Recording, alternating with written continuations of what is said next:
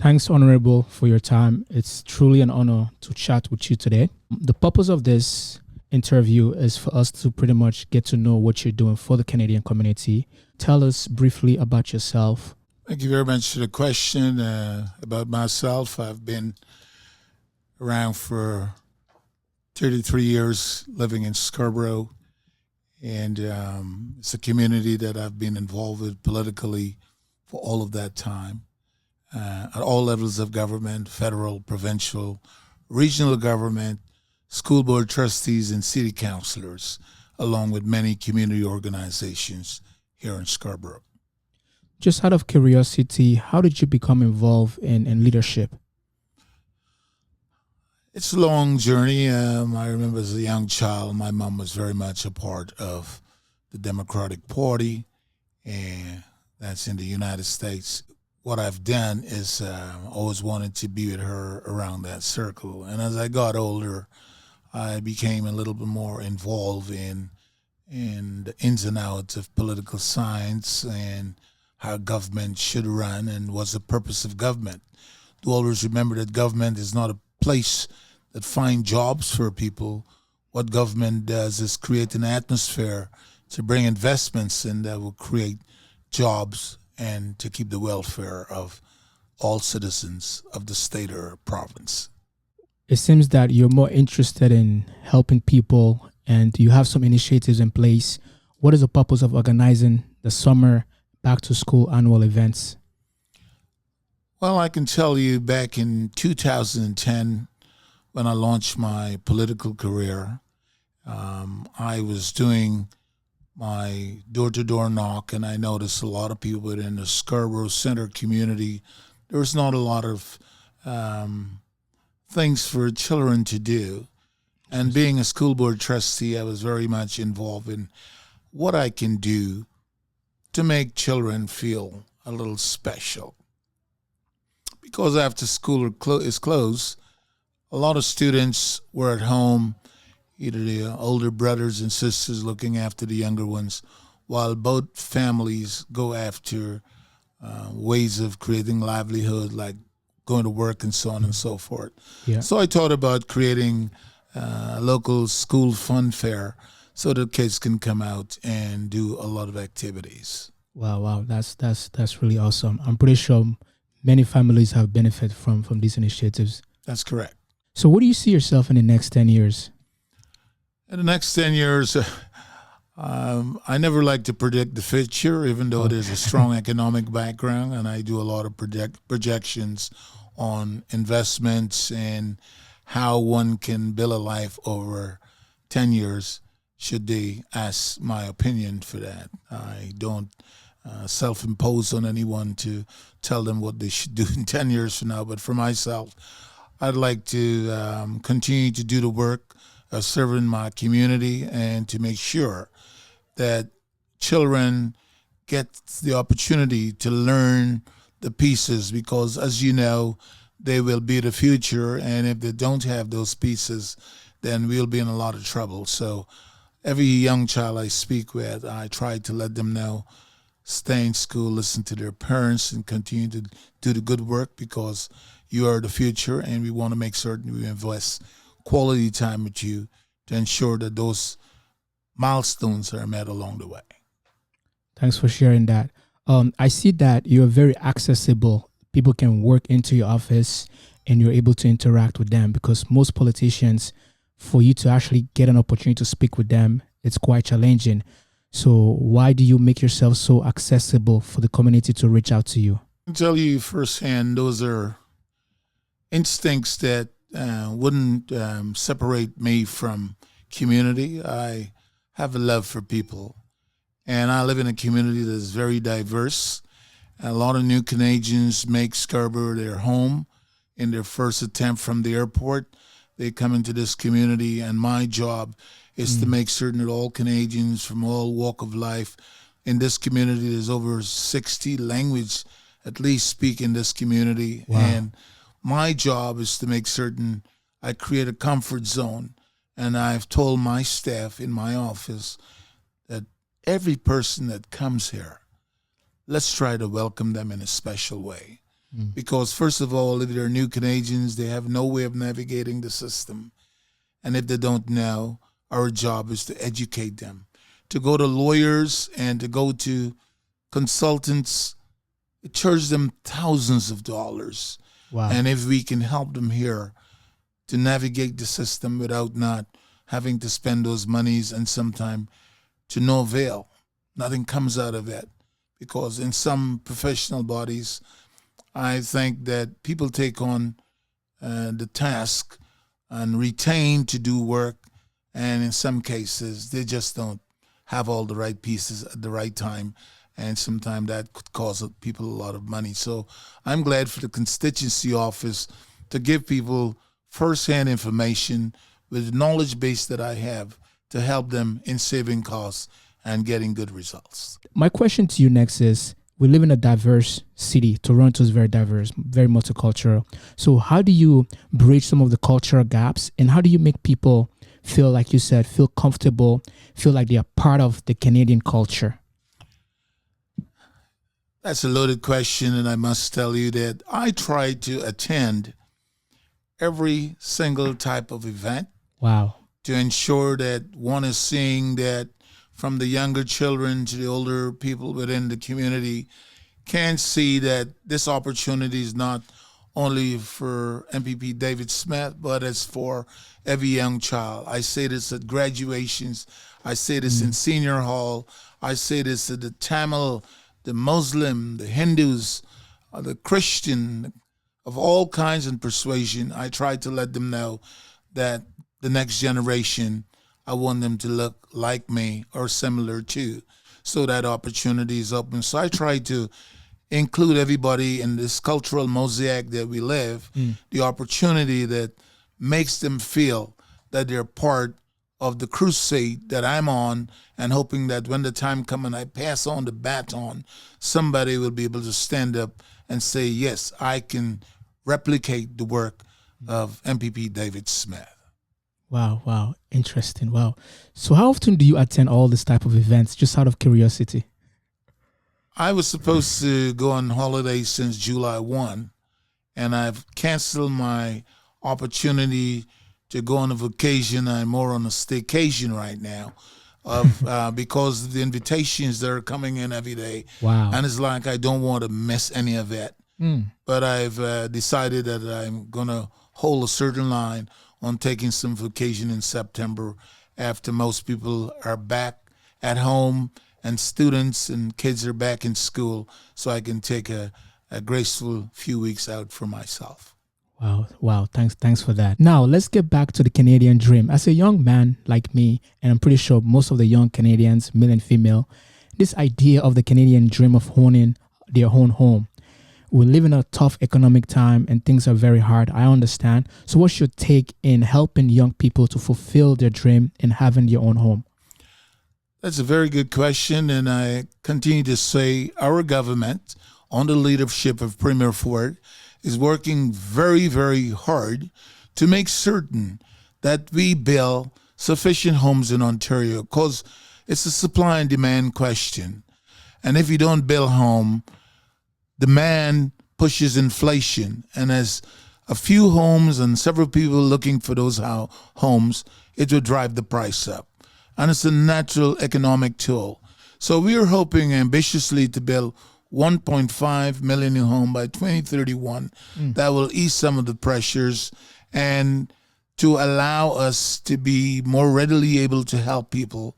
At the same time, we're working through my Premier, Doug Ford, to talk to the Minister of Finance, Peter Bedingfield, to work with the Bank of Canada governor in how we can reduce those interest rates.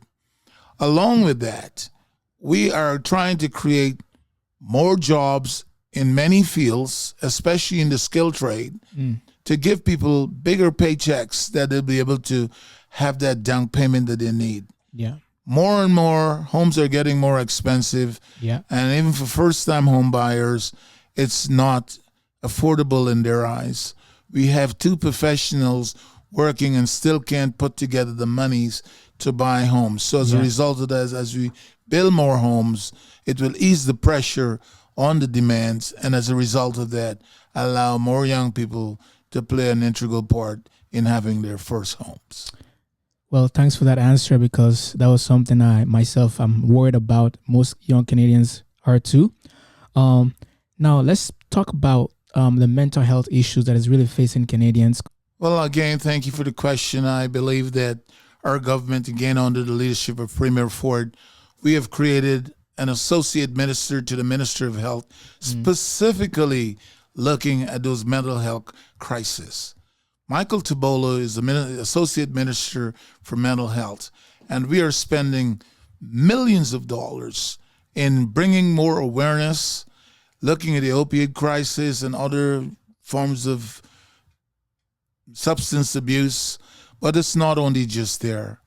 People have lost their job, lost their homes, for many reasons that I don't want to get into here, because it's plenty.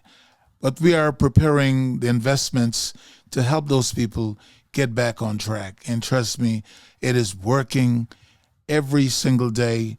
Our government is continuing to do the work that is necessary to help people, like building more beds, creating more centers to help these people that are so vulnerable in our society. We believe that we don't want to leave anyone behind who have these concerns, and it's a very caring concern. It's very troubling, and as a result of that, we are going to work until we bring this to a level that it's reasonable. Right now, it's a little off, and we want to continue to do the work that is required to keep mental health in check.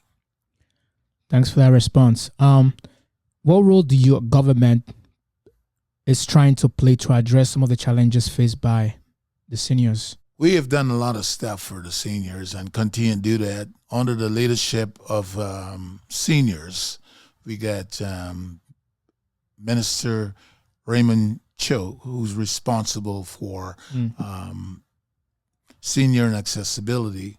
And we are again spending millions of dollars trying to ensure that we are meeting their needs, from care to the PSWs, which crosses over many ministries. But this ministry, we want to ensure that we have all the care and all the concerns by setting out many grants that allow them to live comfortable lives.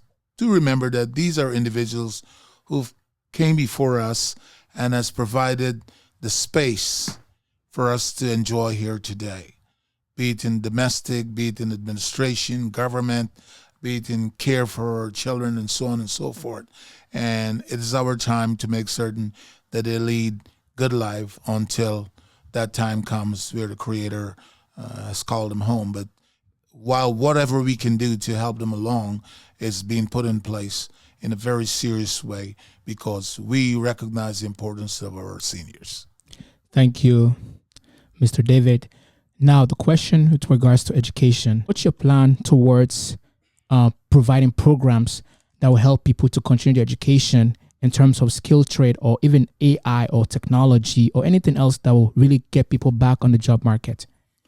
It's very important, education around working with the new ministers, Jill Dunlap, and in terms of getting people going through the Ministry of Labor, Immigration, and Training, David Piccini. I want to thank those both ministers for the work that they're doing. We are at the fifth round of our skill development funds, where we are looking at many youths, getting them into the skill trades, because, you know, it's wonderful that we have all the hands on deck to ensure that every grouping, and we're working with the unions and working with a lot of private agencies who are providing some of the skilled trades, from baking, cooking, construction. We have 144 skilled trades in Ontario, and we are addressing it through each and every one of those. I have a lot of perfect example. 2 young men out of Jane and Finch who were leading in no real directions have now picked up the tool, have on their tool belts, and are making sufficient money. I know of one particular individual who built a home for his mother and is sending his brother to school since he picked up in a skilled trade. I must tell you that our government focus is not only on the male, but a female. We're trying to bring as many individuals into the skilled trade. And right now we have over 30% of people in the skilled trade are female.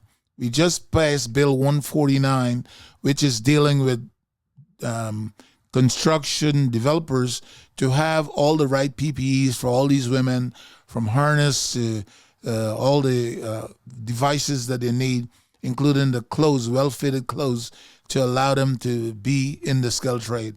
And, they're leading proper life. We also have the Second Chance program, which persons that have soft crimes can get back into the skilled trade, so we can have more of these individuals into the skilled trade to build up their life and strengthen their ability to lead independent lives. Well, I'm just amazed that your government actually has programs for different walks of life, for seniors, for women. I mean, this is the first I'm hearing that your government has taken initiative to include women more in the trades. Yes. Interesting. For a young person who's interested to aspire to the level that you're in, what would your advice be in terms of the pathway? Great question. I've always said that individuals who are looking in the pathway, as I and my other colleagues who have worked diligently over the years, this all starts for me in being a good citizen. Try not to get into any trouble, stay focused, stay in school, spend that time, quality time with family. But above all, please learn how to volunteer. Volunteering is a very important piece before you can think about anything else. If you can help others, a political stream is good for you, because here you have to show patience, care, compassion. And if you don't learn that through being an auxiliary in a hospital or a school or a playground or a daycare center or something, customer service, learning through all those little pieces can make you a mighty force in being a good and strong politician into the future, because you're looking after people and ensuring that their lives is great. What are your top 3 books that have shaped your life that you can recommend for reading? I'm a strong believer of I'm a Machiavellian, right? I'm a Machiavellian individual who read a lot of Machiavellian. I've read John F. Kennedy and Martin Luther King. These are some individuals that my book lists go very longer than that, but 3 I'm going to stop at. But those are 3. I got my great friend right here, Muhammad Ali, who has done, Jesse Owen. I got a whole bunch of people that I've looked up to and praised them for the work they've done to make my life as an individual stronger and better. Elijah Muhammad, Malcolm X, these are persons that speaks from the heart, and I really appreciate that. Wow. So that means that you have role models in your life, people that have inspired you and that have shaped your influence, your mindset. But in terms of leadership, would you consider JFK, Martin Luther King, Malcolm X as those key people that actually shape your way of your leadership principles, your leadership philosophy? They've done a lot. As I said, even as recent as Joe Biden, Barack Obama, there are individuals, lots of people when it comes to leadership I look up to. Lee Iacocca is a man that I love. He's done some great work. The owner of Ford Motor Company. I've looked at those guys and see the work that they have done, and started from very small, building things that we wouldn't call a car today on modern roads, but they have done some great thing, and I aspire by the work that they have done. So I embrace the work they have done in the past, and for us to continue it into the future. What inspires you to do what you're doing? Just for the love of people, and to make certain that whatever I know, we're not here forever. And during my tenure being in office, is to share all the navigational tools that is required. This morning, I just went to a home where Homeward Bound, it's called, part of the Wood Green program. So they're under the umbrella, like LEAP and SEE, and many of these organizations that are working to improve the lives of women and children. These are some women that is going through some atrocities that they should not have gone through. if you've been following the current news, there's a lot of them are suffering by the hands of male. And I believe that my government is spending the dollars to create more security and give these women a different way of leading their lives, not on the dependency, but more independent lives, to make themselves and their children better contributing citizens of Ontario. Wow, interesting. So in closing, in one word, what I think leadership is based on my conversation with you as people. One word? One word. I never have one word to say, but the world have great people, and in Ontario, I must say that people in my community, I love them for the work they do and the compassion and where we can help them in housing, in school, in transportation, in hospitals, building new subways, and making their life better is the one word I have. All those are compounded into one word, which tells me my community is great, and I want to continue to serve them for as long as I can. Wow, wow, wow.